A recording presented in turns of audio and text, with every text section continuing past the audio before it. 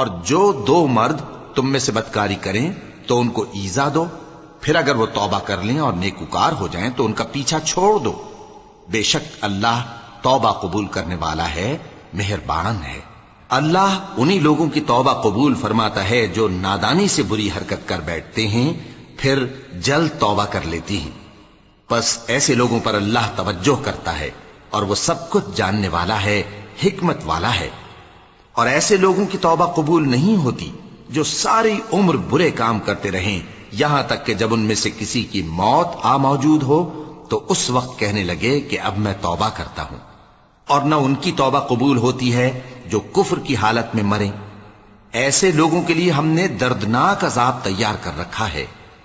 مومنوں، تم کو جائز نہیں کہ زبردستی عورتوں کے وارث بن جاؤ، اور دیکھنا اس نیت سے کہ جو کچھ تم نے ان کو دیا ہے اس میں سے کچھ لے لو، انہیں گھروں میں مت روک رکھنا۔ ہاں، اگر وہ کھلے طور پر بدکاری کی مرتکب ہوں تو اور بات ہے، اور ان کے ساتھ اچھی طرح سے رہو سہو۔ پھر اگر وہ تم کو ناپسند ہوں تو عجب نہیں کہ تم کسی چیز کو ناپسند کرو اور اللہ اس میں بہت سی بھلائی پیدا کر دے۔ اور اگر تم ایک عورت کو چھوڑ کر دوسری عورت کرنی چاہو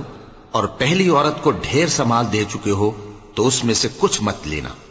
بھلا تم بہتان لگا کر اور کھلا گناہ کر کے اپنا مال اس سے واپس لوگے؟